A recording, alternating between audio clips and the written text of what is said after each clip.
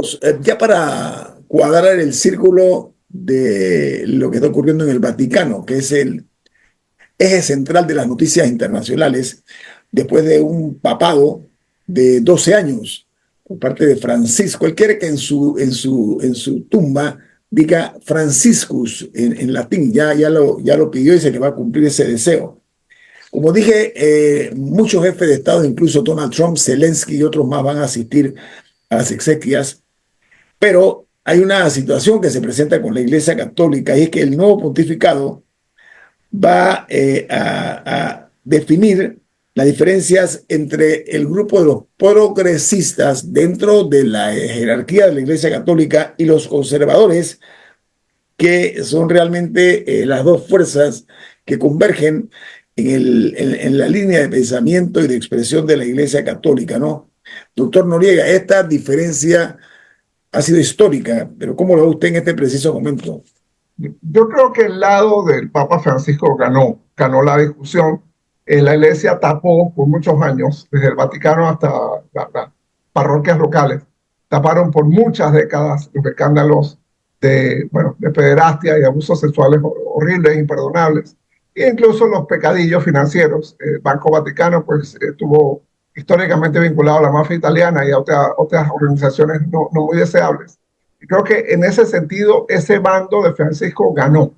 El tema son las reformas sociales, el tema de los divorciados, el tema de la homosexualidad, el tema del rol de la mujer en la Iglesia Católica. Es terrible que en pleno siglo XXI todavía no haya mujeres que puedan ser ordenadas sacerdotisas en la Iglesia Católica, que sí lo hay en la anglicana, que sí lo hay en la luterana, que sí lo hay en la bautista, que sí lo hay en otras religiones cristianas hermanas de la católica. eh, y por supuesto ni siquiera permiten que los padres, los sacerdotes se casen. El celibato sigue siendo una base fundamental de la Iglesia Católica. Entonces ninguno de esos temas se pudo discutir en el mandato de Francisco, precisamente por la resistencia de este bando. Cabe mencionar que 80% aproximadamente de los 252 cardenales, estamos hablando de más o menos 200 cardenales, de los que hay hoy en día, fueron designados, fueron nombrados en esos cargos por Francisco. Así que muy posiblemente el que salga en esta elección va a ser por lo menos muy afín a la ideología y al programa de reforma y el programa de fe de Francisco. No espero que haya una disrupción así de que vamos a regresar a una persona tipo Ratzinger, pero sí, posiblemente tengamos a alguien un poquito más moderado. Sí esperaría a alguien más joven para que tuviera tiempo de ejecutar su agenda. Ok, gracias por esa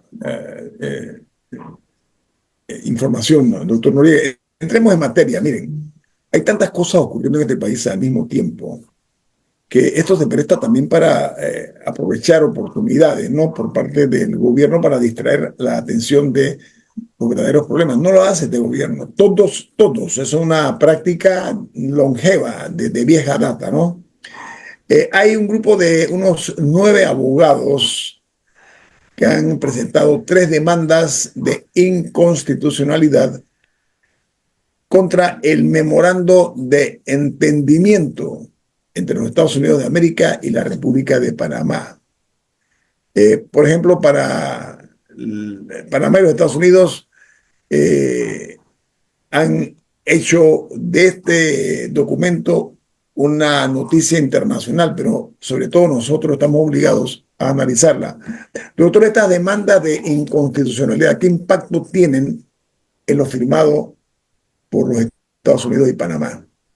Muchísimo, muchísimo, porque la Corte Suprema de Justicia puede tirar a la basura lo firmado entre Panamá y los Estados Unidos en esos dos memorandos de entendimiento. Más o menos tienen el mismo contenido, pero sí es importante tomar eso en cuenta.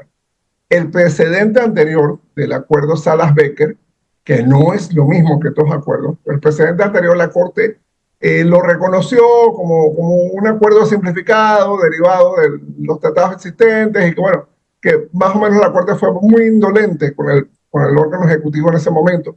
Pero aquí hay mucha diferencia con el Salas-Becker. Salas-Becker no le dio bases militares a Estados Unidos, no permitió la circulación de tropas a Estados Unidos en Panamá, no se dio jurisdicción de Panamá en ningún momento. Simplemente el presidente Salas Becker autorizaba a Servicio de Guardacostas y a las Fuerzas Armadas de Estados Unidos a hacer patrullajes por las aguas jurisdiccionales de Panamá, bueno, persiguiendo narcotraficantes, la pesca ilegal, otros temas allí, y sobrevolar territorio panameño, que quizás fue lo más delicado. Pero este otro, estos memorandos de entendimiento, sí le dan a Estados Unidos 3 instalaciones militares, le reconocen a las tropas de Estados Unidos un estatus especial que, sorpresa, sorpresa, sorpresa, había sido negociado en el gobierno de Laurentino Cortizo en el 2022. Y además le establecen restricciones al Estado panameño. Por ejemplo, si una autoridad panameña quiere visitar estas instalaciones, tiene que pedir la autorización a Estados Unidos. Y debo decir que ha habido otras incidencias alrededor de todo este tipo de situación que no son muy agradables en las relaciones entre Panamá y Estados Unidos. Doctor Noriega, hay un poquito más de profundidad de lo que yo quisiera tocar. ¿Ok? Este documento implica el retorno de bases militares por una parte. Por otra parte, habla de sitios de defensa en el territorio panameño y la cesión, incluso cesión, cede parte de nuestro territorio a los Estados Unidos, doctor Noriega. Para los que no lo han leído, le estoy haciendo un abreboca nada más, ¿no? Adelante, doctor Noriega. Sí, totalmente, don Guillermo. Vamos a repasar rápidamente el memorando. El memorando le cede a Estados Unidos el acceso a la al aeropuerto de Howard, Panamá Pacífico. Ellos van a tener un hangar allí. Actualmente hay 4 aviones F-18 en Panamá Pacífico. Un muelle en el puerto de Rodman, tiene otro nombre, Vasconillas Balboa, pero bueno, ellos lo llaman puerto de Rodman. Van a tener un muelle allí para que uso del servicio de guardacostas, uso de la Marina de Estados Unidos puedan anclar allí. Ese muelle no es para que cualquiera ancle por allí, ni yo iba pasando y menos, no. Este muelle está reservado para ellos. Y lo que antes se llamaba, antes de la reversión, que entonces no decía en 1999, Fuerte Sherman, lo recuperan para una escuela de jungla, una escuela de entrenamiento, de lucha en la jungla. Supuestamente, perdóneme, el señor Peter Hetzel comentó una verdadera idiotez de que las junglas panameñas se parecían a las junglas chinas.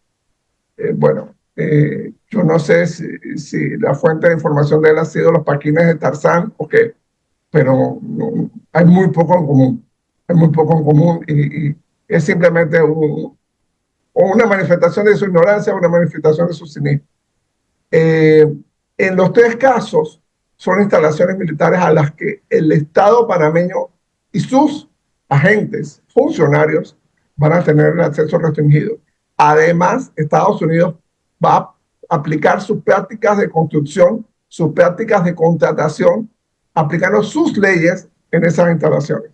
En Y, área por si media, fuera poco, los doctor, soldados, las Fuerzas Armadas allí presentes, tienen un estatus especial reconocido por el gobierno de Laurentino Cortizo, del cual no sabíamos nada hasta este memorando. oiga, dentro de estas demandas, 3 demandas de abogados panameños de inconstitucionalidad, el gobierno panameño, ha dado como justificación que este memorando está amparado en el Tratado de Neutralidad y hay quienes dicen que eso no tiene ningún fundamento porque no hay sitios, porque hay sitios de defensa, etcétera, ¿no? Que deben ser panameños. Doctor Noriega, ¿usted le ve futuro en la Corte Suprema de Justicia de Panamá? Bien, esa es una pregunta muy interesante, el tema de que están parados en el Tratado de Neutralidad. La gente se agarra, la gente que sostiene esa teoría, se agarra de la famosa enmienda NON. Sam Non, un senador del estado de Georgia, adicionó esta enmienda a la votación para el Tratado del Canal, en la que decía que después del 31 de diciembre de 1999, tanto los Estados Unidos como Panamá podían llegar a un acuerdo sobre presencia de tropas y fuerzas militares estadounidenses en Panamá de acuerdo con los procedimientos constitucionales de cada país. Bien, el procedimiento constitucional de Panamá dice que los tratados los debe aprobar la Asamblea Nacional.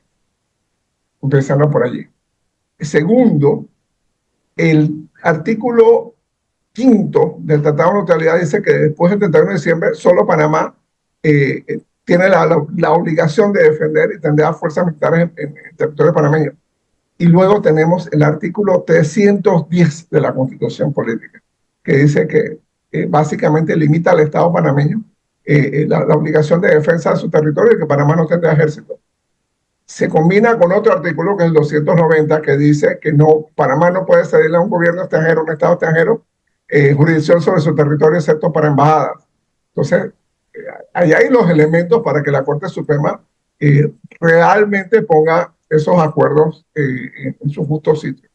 Veremos si los magistrados y magistradas toman esa posición, pero yo creo que sí hay elementos que diferencian este acuerdo, estos acuerdos, estos memorandos del acuerdo Salas-Becker, que muchos toman como fundamento jurisprudencial, porque el acuerdo Salas-Becker no le dio a Estados Unidos una sola pulgada de territorio, no excluyó a los soldados, a los marines, a los pilotos de Estados Unidos, no los excluyó de la jurisdicción panameña y no le permitió a Estados Unidos aplicar sus normas en territorio panameño.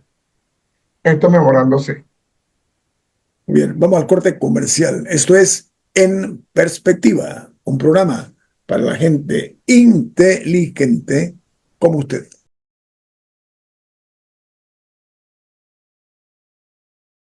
Hagamos historia y veamos lo que está ocurriendo, doctor Noriega. Me gustaría invitarlo a que analicemos el proyecto de ley de amnistía política, ¿ok? Aquel que le dará la felicidad, la alegría a los que nos han robado de que pudieron salirse con la suya. Recordemos, es lo que se llama la ciencia ficción de la justicia, ¿no? Esa justicia que es amañada, que es manipulada, que es manoseada por el poder económico y político. Miren que subrayo y le pongo nombre y apellido. Hay una desigualdad abismal entre la justicia que se le aplica a los pobres que a los que tienen dinero y sobre todo los que tienen influencia política. Como dicen los mexicanos, me gusta mucho esa frase, dice, a la cárcel van los pobres y los pendejos, no únicamente en México, en muchos países del mundo. Entonces, desde ese punto de vista, doctor, en base a todos los escándalos que todavía están ahí subyacentes en nuestro país, escándalos de miles de millones de dólares, miles de millones de dólares, y el caótico desempeño de la justicia panameña, lo tengo que decir porque no ha habido resultados concretos, la aparente impericia de algunos operadores de la justicia panameños que no se centran en los sustantivos de los problemas. La defensa retórica de muchos abogados, a pesar de que saben que sus clientes han sido condenados y todos insisten o persisten en esto. Aquellos que se pasan bajo el arco del triunfo la justicia. Ok, eso es un hecho también comprobado.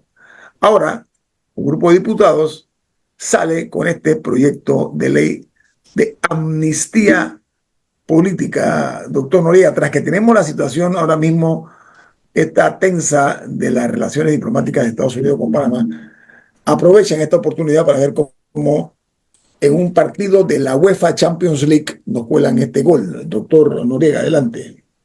Sí, gracias, don Guillermo, por traer este tema. Mire, esta es la segunda vez en este periodo de la Asamblea Nacional, la primera vez fue en julio pasado, pero esta es la segunda vez que se presenta un proyecto de amnistía.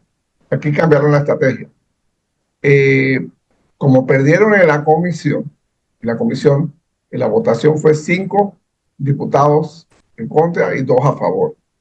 Se dio una cosa risible porque la mayoría de los diputados pusieron al diputado Camacho como presidente de la comisión, pero la mayoría votó en contra del proyecto del presidente de la comisión. El proyecto fue presentado por el diputado Jairo Salazar de Colón, del PRD, supuestamente un partido de oposición. Así que aquí las lealtades están cruzadas y los cables también. ¿Qué quiere el proyecto? El proyecto básicamente quiere respetando la memoria de Tres Patines, quiere una trespatinada. Quiere cambiar la definición de delito político. Creo que muchos miembros de la Academia de la Lengua en España y en otras partes del mundo deben estarse revolcando en la tumba, porque definen como delito político básicamente todo lo que sucedió en la administración de Ricardo Martinelli y lo que sucedió el primer año del gobierno del presidente Juan Carlos Varela. Eh, con respecto a tres casos en particular. El caso New Business, el caso Blue Apple y el caso Odebrecht. Bueno, la confesión de parte, relevo de culpa. Si están pidiendo amnistía para casos en los que ni siquiera hay una sentencia firme, podemos imaginarnos por qué. Bien. ¿Cuál es el problema de esto? La Constitución política, el Código Penal, el Código Judicial, el Código Procesal Penal, definen que la amnistía la puede decretar la Asamblea Nacional solo para delitos políticos. El blanqueo de capitales, el peculado, los sobornos y todas las demás formas, enriquecimiento ilícito, etcétera, todas las demás formas de corrupción no son delitos políticos. Doctor, permítame, Mucho que se cambie la definición, no son delitos políticos. doctor, permítame para nada más apuntalar su análisis. Amnistía, la palabra amnistía significa perdón de cierto tipo cierto tipo de delitos que extingue la responsabilidad de sus autores.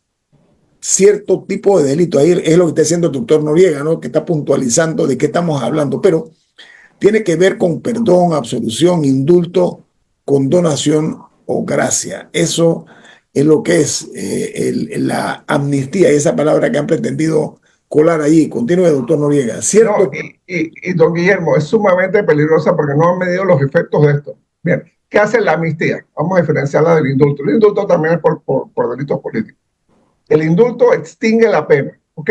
Si usted estaba condenado, bueno, ya se acabó y ya puede volver a su casa o puede andar con libertad. La amnistía extingue la pena, extingue el proceso, extingue todo. Se va a dar el caso de que gente amnistiada por esta ley, en teoría, puede ir donde el gobierno nacional y decirle, oye, yo te devolví 10 millones, oye, yo te pagué 2 millones, oye, yo te di 20 millones, tienes que devolvérmelos. Y lo van a justificar en que yo tengo una amnistía. El delito no existe. No existe el castigo, entonces. Como no existe el delito, no existe el castigo, tienes que devolverme el dinero que yo te entregué. Pero doctor Noriega, cuando uno acepta una amnistía, no es, o sea, uno no tiene que aceptar culpabilidad. No, Una amnistía elimina el delito. La amnistía, lo que pasa es que el indulto tiene que haber sanción, tiene que haber alguien condenado para tener un indulto. En la amnistía puede haber gente condenada, gente que está siendo procesada, gente que está siendo investigada, gente que ni siquiera está vinculada al caso, pero hey, yo por si acaso yo también quiero mi amnistía. Entonces, la amnistía interrumpe el proceso penal en cualesquiera fases se encuentre. El indulto solo cuando hay una condena. La amnistía va a beneficiar a gente como Ricardo Martinelli, que está condenado, va a beneficiar a gente como Juan Carlos Varela, que está procesado, va a beneficiar a otra gente que solo están investigados. Entonces, eso es lo que pasa. La amnistía es un proceso mucho más amplio de borrado, de cut and paste del sistema de justicia. ¿Se han hecho amnistías anteriormente? Bueno, sí se han hecho amnistías, pero han sido netamente políticas. No ha sido este caso, que es una burla, se está cambiando la definición de delito político, pero una definición tespatinesca. Delito político es lo que yo hice entre el 2010 y el 2015, básicamente. Eso es lo que es delito político. O sea, por favor, eso digo, no pasa ningún examen. Obviamente el presidente Mulino ha manifestado su molestia con este proyecto. Yo me imagino que por ahí está la debilidad del respaldo de los diputados a este asunto. Y segundo, ellos saben que si pasa en los 3 debates, el presidente veta esto, va a la Corte, y ahí la Corte se encargará de acabar con este proyecto de ley. Entonces, vemos cómo hay este ejercicio, este plan B, como, perdonen el símil, como si se tratara de Willy Coyote en la cómica del Correcaminos, sacando siempre una solución acme a un problema muy sencillo, problema de la falta de justicia en este país, como lo dice usted, don Guillermo. El hecho de que el señor Ricardo Martinelli no quiere cumplir con la pena, no quiere aceptar su sanción. Entonces, salud. Por esa razón es que tenemos todo el drama del asilo, todo el drama que se el salvoconducto y ahora todo el drama de la amnistía. Una amnistía que no tiene ningún sentido. Ningún sentido, ni jurídico, ni político, ni institucional, ni semántico tiene ese concepto de esa amnistía por delitos políticos inexistentes. Ahora, doctor Noriega, aquí se habla sin matices, se habla sin pudor alguno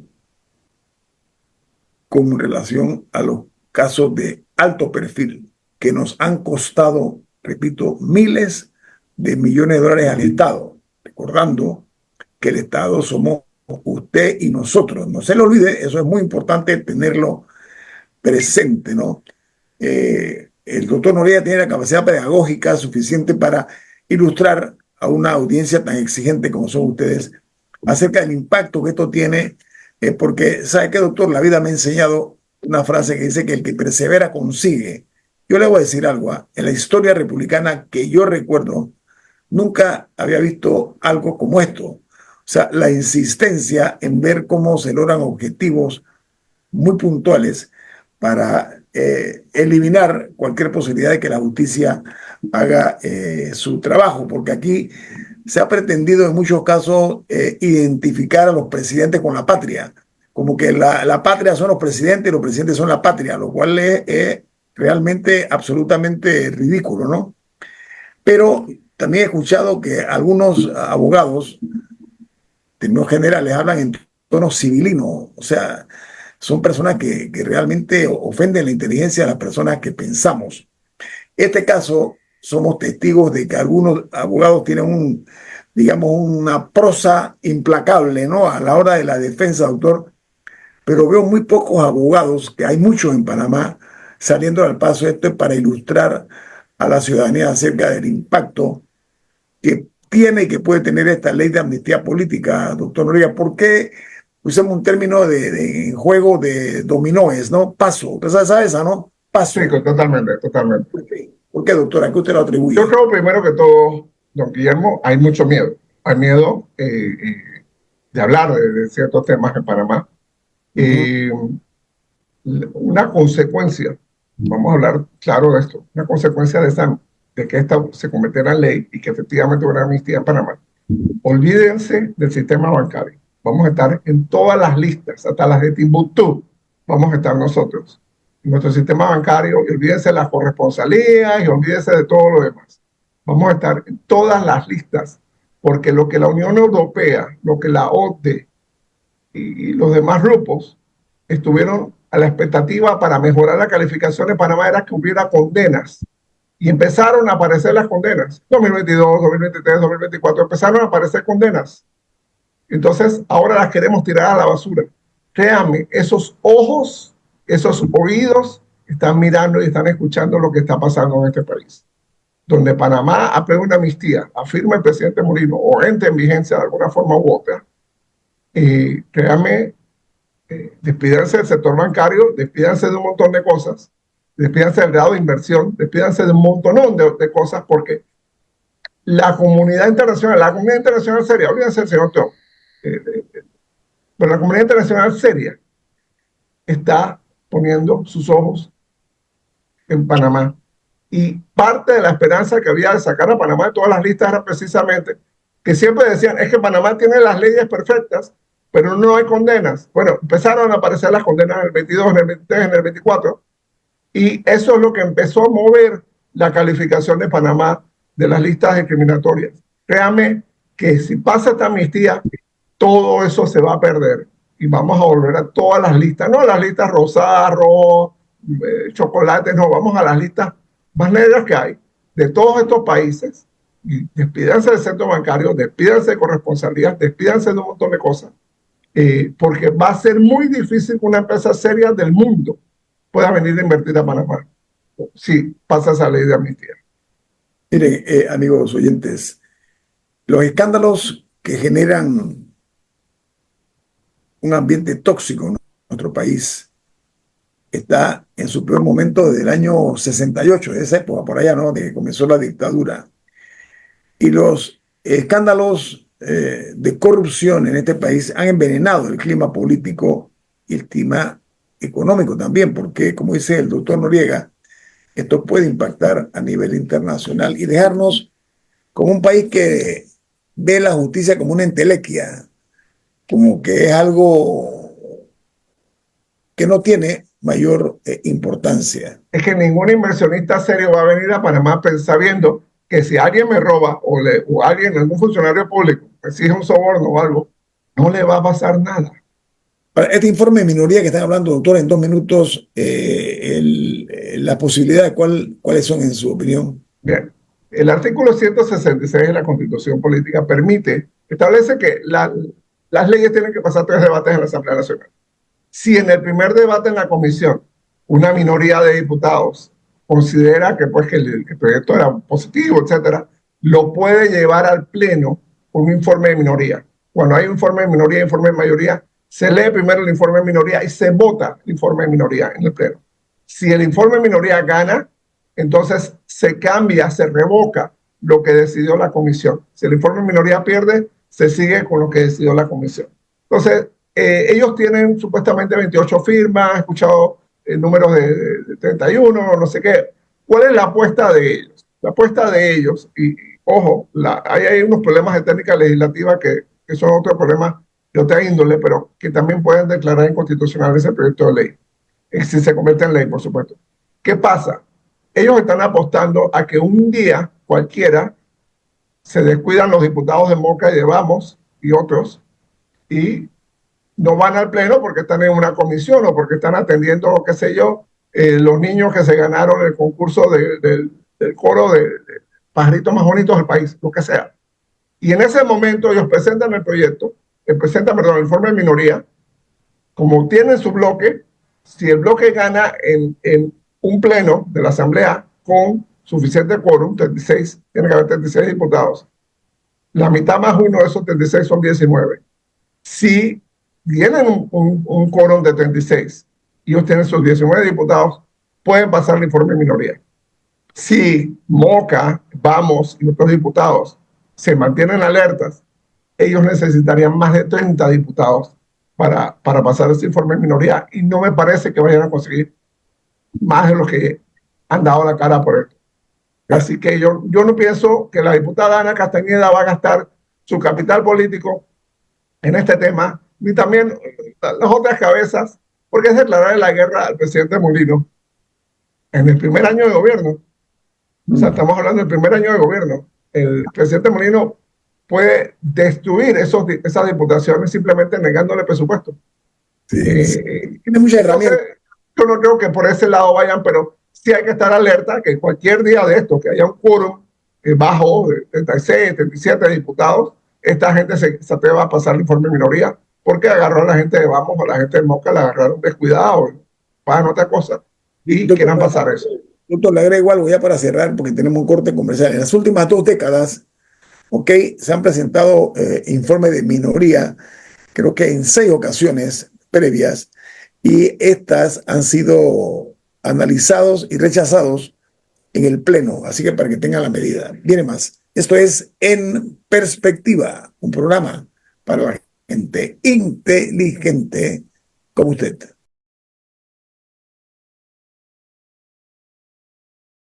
Es ya la etapa final de En Perspectiva. Aquí la impunidad ha sido una constante, ¿no? Escándalos que se suceden. Siempre reitero que en el sartén de la justicia panameña no se ha frito hasta ahora ningún pez grande. Esa es la realidad. Bueno, un par sí, de peces grandecitos, pero al final del día el resultado es el que cuenta. De los escándalos que hemos estado nosotros presenciando, algunos como desde las gradas, ¿no? Otros no, otros estamos muy, digamos, comprometidos con la posibilidad de que la justicia aquí funcione. Hay un caso en particular que es el del IFARU, ¿recuerdan, no? Y si no lo recuerdan, estamos nosotros para recordárselo. Camila, adelante. Hay varios temas que durante la presidencia Mulino, la administración Mulino han generado titulares y en los que él personalmente ha intervenido de alguna manera u otra. Está, por ejemplo, el conflicto con las empresas eléctricas y otro ha sido el tema del IFARU. Que lo primero que escuchamos fue el escándalo de los auxilios económicos y que él personalmente se refirió a eso varias veces durante las conferencias de prensa semanales. Sin embargo, el tema del IFARU ha ido creciendo porque han surgido diferentes desórdenes administrativos heredados que a la principal persona que afectan son a los estudiantes, son a los jóvenes que están viendo cómo salen adelante, cómo aspiran a un futuro diferente y que el Estado panameño es el que les está frustrando sus ilusiones. Un ejemplo de eso lo hemos visto en los últimos días con los ex participantes del concurso de oratoria, a muchos de los cuales, creo que le quedan como 40, no se les ha honrado sus becas, que era parte de los compromisos del concurso con ellos, pero que aparentemente ni siquiera había un convenio formalmente hecho con el IFARU para el cumplimiento de los mismos.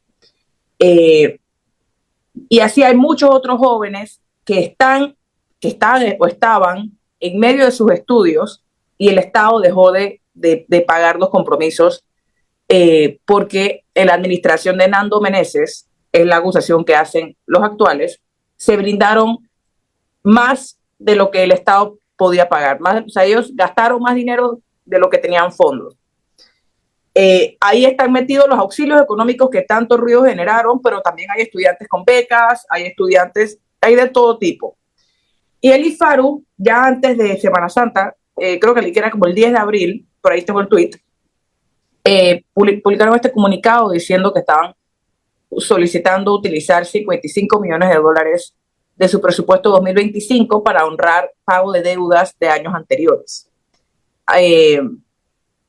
Y eso ya pasó por el MEF y ahora ellos están esperando según el comunicado del IFARU, están esperando que los convoque la Comisión de Presupuesto de la Asamblea para solicitar ese traslado de partida para usar esos $55 millones para honrar estos compromisos. Pero, insisto, más allá del detalle de con qué partida se haga, en Panamá estamos afectando el futuro de jóvenes que quieren salir adelante, que están buscando una mejor educación de la que podrían tener acceso aquí. Y creo que es un reflejo de cualquier país cómo trata a sus jóvenes, y ahorita no nos estamos viendo muy bien en el espejo con esto que está sucediendo, porque tanto cacareamos que los jóvenes son el futuro, etcétera, pero a la hora de la hora no se les está brindando el apoyo necesario, y muchos de ellos ni siquiera es una caridad, o sea, son programas a los que ellos concursaron y luego no se les honró el compromiso. Entonces sí quería traer ese tema a la mesa. A ver, se condena a la pobreza casi eterna a los jóvenes que desean superarse y que en base a sus méritos logran una beca, pero sin embargo, por ser de origen humilde, muchas veces no se les... Humilde o no, no todos son de origen humilde, pero al final del día aspiran a mejores oportunidades y el Estado adquirió un compromiso con ellos que luego no honró. Sí, pero hay que, a ver, pretendamos ser la voz de los que no tienen voz. Esas personas esos padres orgullosos de las buenas notas de sus hijos, que ven la posibilidad de una beca, doctor, pero que a la hora de la hora quedan frustrados, ¿no? Los muchachos y los padres. Su opinión, doctor Noriega. Totalmente de acuerdo con Camila. Miren lo que está pasando. Miren qué tan perverso el sistema. Estos son jóvenes, chicos y chicas, que han sacrificado horas, semanas, meses. Sus familias han invertido tiempo y dinero en procurar que sean los mejores en oratoria, en el caso de estos 40. Y el IFARU tradicionalmente le daba la beca más. Entonces, les negaron la beca. Bueno, que convenio, que esto, pero obviamente este ha sido un evento de mucha publicidad, en el cual incluso los directores del IFARU iban y te echaban la mano a los ganadores y demás. No solo esta práctica tan perversa y humillante para los mejores talentos del país. Yo conozco casos de chicos que se ganaron la beca en el extranjero y el IFARU no les dio los pagos porque es que usted no tiene quien firme como respaldo, que sea su fiador. Pero oye, si es una beca ¿Por qué necesitas un fiador? Otros casos de chicos y chicas en Europa, por ejemplo, a los que el IFARU un buen día dejó de pagarles. Y bueno, usted vaya a ver qué hace en medio de un doctorado, en medio de una maestría, en medio de una tempestad de nieve. ¿Dónde va a vivir? ¿De qué va a vivir? ¿Cómo va a comer? Nada. O sea, una indiferencia abismal, olímpica. Hay personal muy abnegado dentro del IFARU, eso debo reconocerlo. Pero lamentablemente los altos mandos son muy indiferentes. Yo siempre he criticado que la clase política nombra en el IFARU gente que no entiende el valor de la educación, mucho menos el valor de la educación en el extranjero, que no saben ese sacrificio, ese esfuerzo lo que implica. Y bueno, este es el presidente del Frente Juvenil de mi partido, ese va para el IFARU. ¿Por qué? ¿Qué han dicho? Ese debería ser tu mejor persona, la mejor persona de tu grupo político o de tu círculo, o ojalá no político. Debería ser la que pongas en el IFARU. Porque esa es la institución que le abre el futuro a este país. Nos estamos haciendo daño poniendo gente mediocre a cargo del IFARU. Allá hay personal muy bueno que está dispuesto a hacer lo que hay que hacer, pero le ponen siempre jefes y jefas que nada que ver. Entonces, esto que Camila reseñó, lamentablemente es un pequeño mosaico de una tragedia cotidiana de muchos padres y madres de familia que llevan, oye, pero mi hijo es cuadro de honor, mi hija es cuadro de honor. ¿Qué pasó con la beca? No, mire que no sé qué, que a lo mejor el otro año, o sea, eso no puede ser. Eso no puede ser. Ahí se comprueba, doctor, el daño que la mala política, no la política mal entendida, la política no de servicio o de servir, sino de servirse con la cuchara grande. ¿Eh? Aquí hay muchos políticos que hacen sorbos de la sopa. Hay todos esos cucharones que usan en el interior, doctor, para hacer los sancochos. Sí. No la cuchara tradicional, sino la cucharota esa. Pero lo que es peor, el daño que le han causado a la educación de este país. Cómo le han cortado las alas a mucha gente que quería, que tenía ganas de estudiar y de superarse, y se han visto frustrados. Eso no puede quedar ni este escándalo del IFARU en el anecdotario como muchos otros. Amigos, y nada más para decir, son oportunidades perdidas para estos jóvenes, pero también son oportunidades perdidas para el país, porque uno no sabemos en qué habrían sido excelentes algunos de ellos, los futuros científicos o los futuros artistas o los futuros lo que sea, que al cortarle las alas también estamos perdiendo potencial nosotros. Okay. Y competitividad nosotros. Después nos quejamos que la mano de obra en Panamá, que es que no encontramos gente certificada y los técnicos suficientes para tal cosa, pero es que no los formamos tampoco. Esa es parte de la asignatura pendiente que tiene este gobierno para cambiar de una vez y por todas esta situación. Doctor Rodrigo Noriega, un placer como siempre. Camila Adames, este servidor Guillermo Antonio Adames. Ha finalizado En Perspectiva, un análisis para las mentes inteligentes por los 107.3 de Omega Estéreo.